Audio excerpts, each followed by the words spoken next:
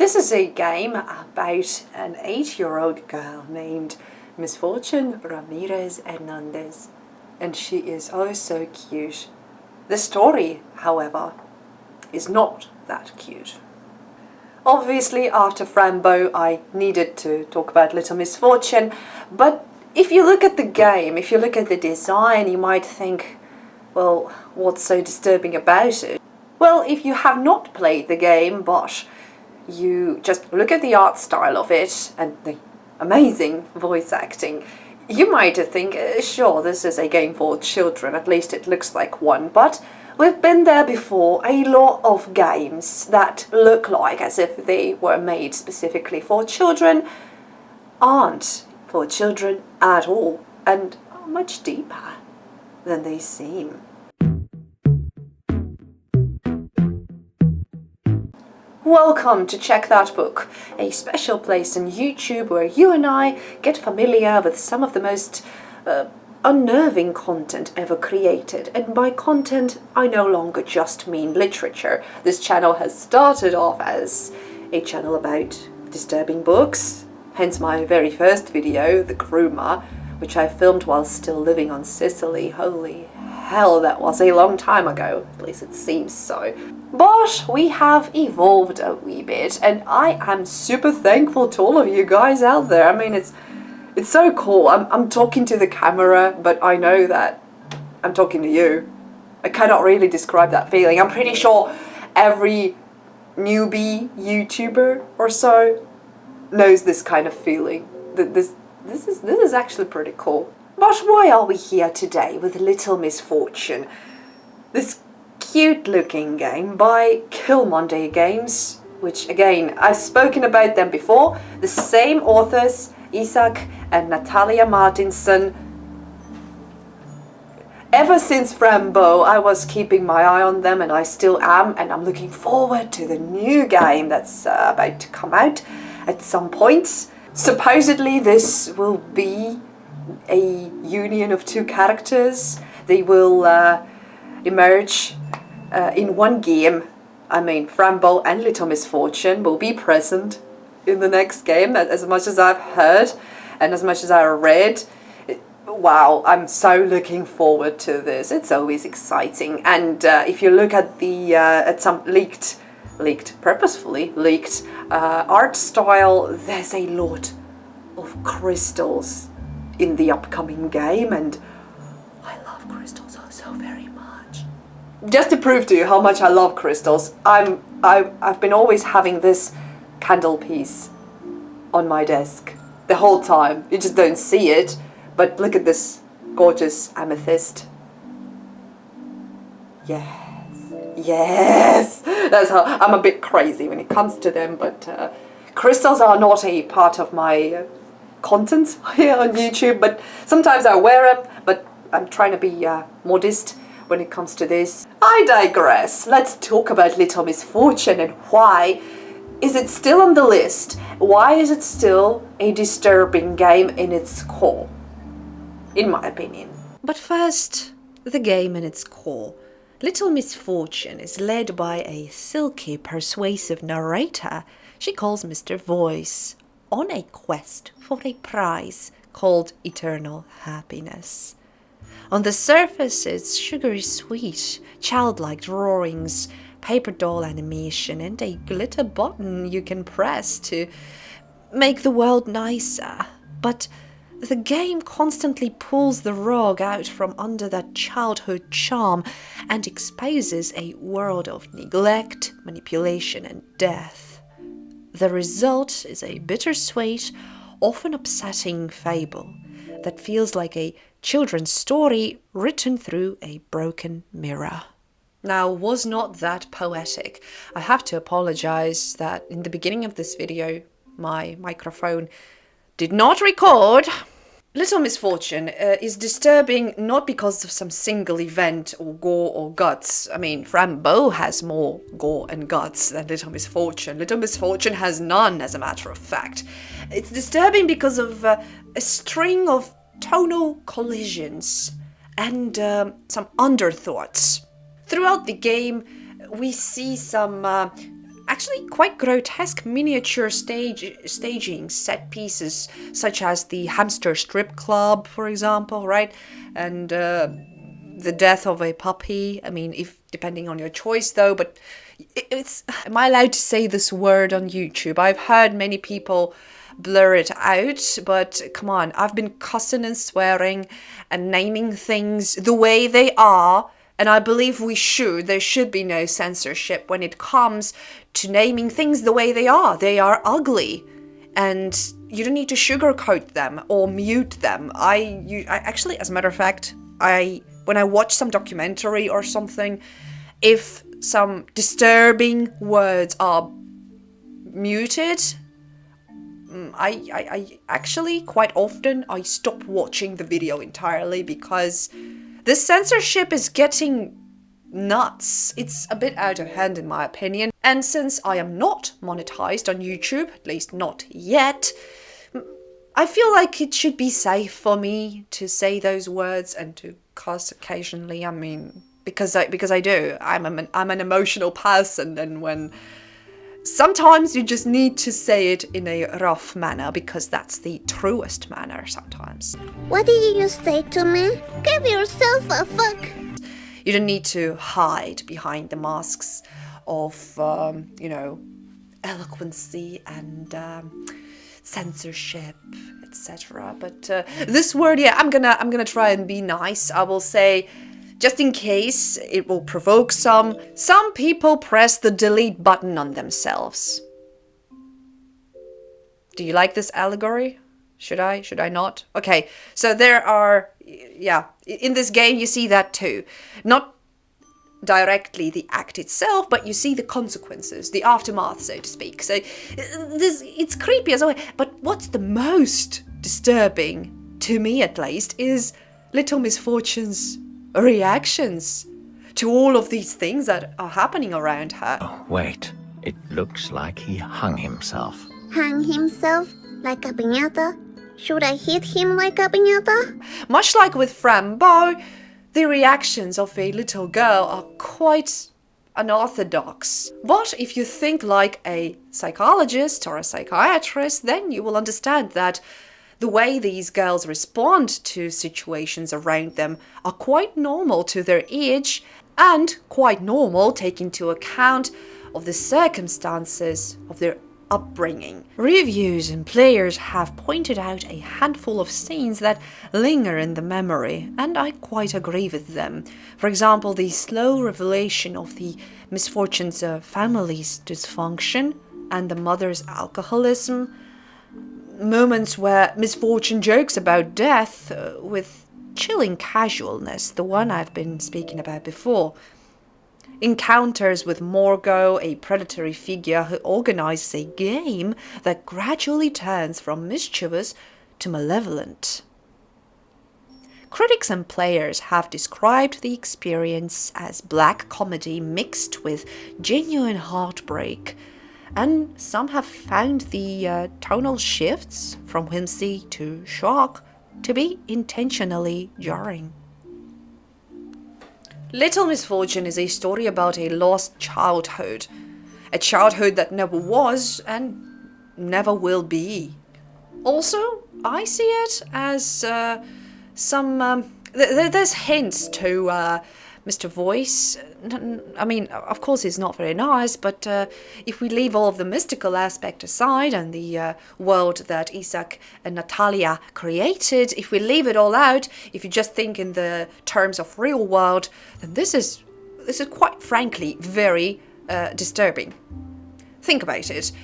Some Mr. Voice tells a little girl to follow him and go seek out a prize and play by his rules, etc. I mean, this is all very, very unsettling. It all echoes back to all of those books we read on this channel. We have spoken about books about grooming children. I could easily feel this vibe when it came to Mr. Voice. So cunning, so at the same time, a very intelligent sounding voice. Mr. Voice, or Morgo, was voiced by Henrik Norman. Now, This gentleman did such a great job. Gave me goosebumps immediately. I'm not trying to be offensive when I say that this sounded like a groomer luring in a wee girl. It kinda was, and it was done so perfectly well. But in real life, that's the thing. That's the disturbing thing. In real life, groomers act like that. They try to be polite. They try to be nice. They try to sound alluring, and most of the time they do, and they succeed, unfortunately. So this job. And of course, it was obvious, not even towards the middle of the game, it was obvious quite soon that Mr. Voice is no good. But his politeness and the culture in his voice, I like to call it culture of voice. It's just so eloquent. That kind of misguides you. And wow, they could not have found a better voice actor to do this. My compliments. Much like with Frambeau, players and critics often compare Little Misfortune to Coraline and Tim Burton adjacent aesthetics, I'd say, because the game has this sharp contrast between sweet visuals and macabre content, much like with Frambeau. But in this case, in the case of Little Misfortune, even more naive and innocent on the visual level. The game also openly links to Kilmondy's earlier title, Frambeau. The two works share a multiversal backstory in community discussions and developer teasers. And Little Misfortune contains a lot of Easter eggs and references that fans use to stitch both games into a shared ultra-reality. Beyond direct literary or film echoes, Little Misfortune is rich in archetypal imagery that invites psychological readings. The trickster fox figure Benjamin, who both comforts and guides, the reoccurring presence of dolls, toys, and carnival machines that stand in for the broken promises of adult society. Those motifs map well into Jungian archetypes: innocent child, a shadow, a trickster, and caretaker. But the game refuses tidy moral labels. Protectors can be flawed, and the dark realms are not simply evil, but zones where sorrow, memory, and consolation intermingle. The game is quite short, but very intensely concentrated, and if you enjoyed Frambeau story-wise and universe-wise, then definitely you should check out Little Misfortune.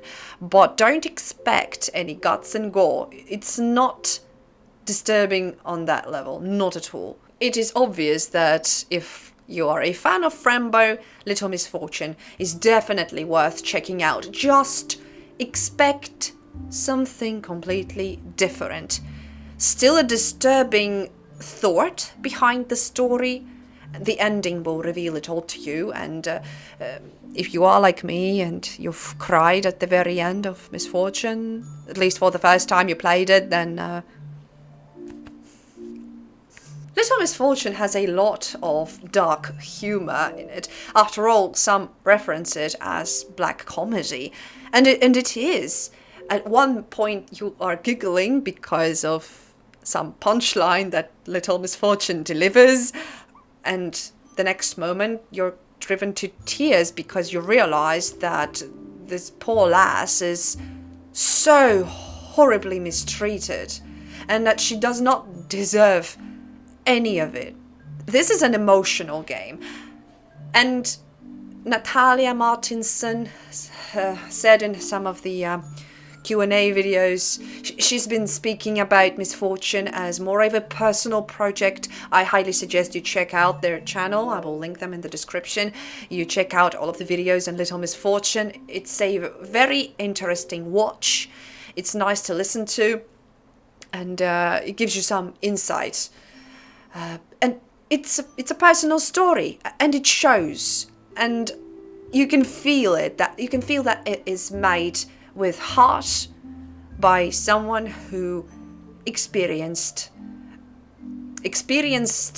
what they are trying to show in the game on one level or another. I mean, of course, there's exaggerations present, but they are needed for this structure to work. And it works in this game. There's been a lot of talk about Little Misfortune as a game, that it disappointed some players because that was not quite what they expected. But then again, this is not about this. If after playing Frambeau you expected something similar, then no. It's similar to Frambeau because it shares the same universe, some terminology perhaps, especially towards the end. You can see all of those references, but it only proves that what happened in Frambeau was real. Or do both girls share the same delusions and there is a diagnosis that can apply to both of them? You let me know in the comments section. What do you think about this? For some, Little Misfortune is a brilliant fusion of tenderness and cruelty. For others, the aesthetic feels a bit exploitative. It intentionally courts discomfort. It wants you to laugh and recoil in the same breath. And it uses the mismatch between form and content to insist that childhood's view of the world is, in itself, a lens thick with both wonder and, unfortunately, well, wounds. I said everything I wanted about this one. It is more sad than it is disturbing. Reminds me of Lilia Forever for some reason. I don't know, I thought about this out of the blue. Maybe because Lilia Forever was directed by a Swedish director, Lucas Moodysson. I don't know. But the vibe is remotely similar and sad. The stories are completely different, but the main theme of parental neglect, yeah, it's there. Speaking of which, if one day you would like me to introduce you to Lilia Forever, let me know, because there is a rubric on my channel where we focus only on disturbing cinema. Feel free to check it out. It's a short list for now. We have Bushkin in there. We have French-Canadian movie, and we have a Romanian movie. So, yeah. And there will be more. I mean, I'm no film critic, just a big admirer. And whilst doing these videos, sometimes I discover that some films are actually based on a folk tale or a book or something else. Usually I know beforehand, but sometimes, like with The Tale of Two Sisters, I had no idea it was based on a folk tale. So we discover new things together on this channel. Again, I digressed, but never mind. We are getting towards the end of the video. I would like to thank you once again all so much for watching. I'll try to be consistent with my uploads, but right now most likely I will take a wee break again because, well, life goes on. I will be around, you guys. Thank you once again so much for watching. If you like this sort of content and a bit deeper content, the playlist for disturbing games will be down below. Check them out. There is Resident Evil in there. We talk about references and horror culture. And there is Frambeau, of course. And there is my favorite, well, one of my personal favorites, Rusty Lake and that crazy universe. One of the longest videos on my channel. Please check it out. I dare you. So, yeah, please consider giving this video a boost in the form of an erect thumb. And again, make sure to subscribe for more if you haven't already. Meanwhile, take good care of yourselves and your loved ones, ladies and gentlemen. I shall see you all as soon as possible. Goodbye!